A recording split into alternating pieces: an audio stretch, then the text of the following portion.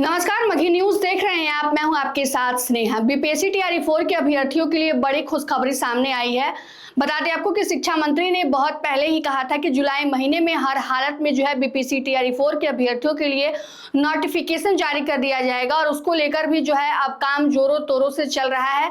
बता दें आपको कि शिक्षा विभाग ने शिक्षा विभाग के तमाम अधिकारियों को यह निर्देश दिया है और डेडलाइन तय कर दिया है कि हर हालत में 25 जुलाई तक बीपीएससी को अधियाचना जो है वो भेज दी जाए। बता दें आपको कि लगातार पिछले कई महीनों से जो है वह बीपीएससी टीआरई 4 के अभ्यर्थी सड़कों पर उतरकर प्रदर्शन कर रहे थे और नोटिफिकेशन की मांग कर रहे थे कि जल्द से जल्द जो है नोटिफिकेशन जारी कर दिया जाए। और ऐसे में अब काम जो है तेजी से चलता हुआ दिखाई दे रहा है, यानी कि जुलाई महीने में वो संभावित तिथि जो है वो आपके सामने आ जाएगी, नोटिफिकेशन जारी कर दिया जाएगा और उसको लेकर अब बीपीएससी को अधियाचना भेजने को लेकर भी जो है तमाम अधिकारियों को डेडलाइन जो है वो जारी कर दिया गया है और वो डेडलाइन जो है वो 25 जुलाई बताई गई है।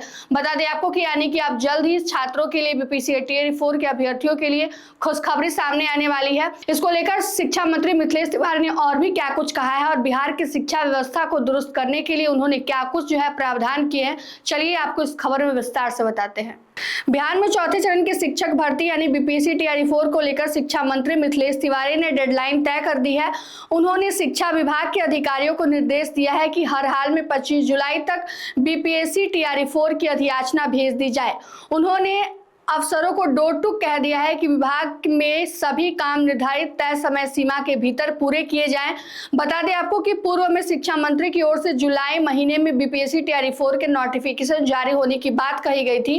राज्य के लाखों शिक्षक अभ्यर्थी इस टीचर बहाली का लंबे समय से इंतजार कर रहे हैं। नोटिफिकेशन में देरी के चलते कई बार यह आंदोलन भी वो कर चुके हैं।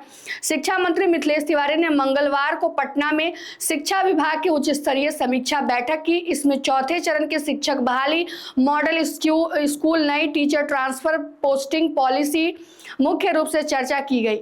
मंत्री ने अधिकारियों को निर्देश दिया कि टीआरई 4 अधियाचना बीपीएससी को 25 जुलाई तक उसकी अधियाचना भेज दी जाए। शिक्षा मंत्री ने अधिकारियों को कहा कि जनता से प्राप्त आवेदनों का अधिकतम 30 दिन कार्य दिवस के भीतर निपटारा किया जाए।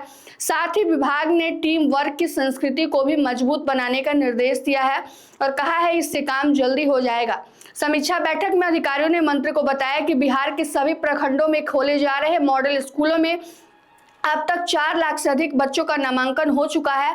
मंत्री ने अधिकारियों को इस अन्य मॉडल स्कूल के कार्यप्रणाली का अध्ययन करने और इस विषय को अगले सोमवार की बैठक में आयोजित करने का निर्देश भी दिया है। शिक्षा मंत्री ने बताया कि बिहार में शिक्षा सुधार और नवाचार में विभिन्न पहलुओं पर चर्चा के लिए केंद्रीय शिक्षा मंत्रालय की एक टीम अगले सप्ताह राज्य का दौरा करेगी।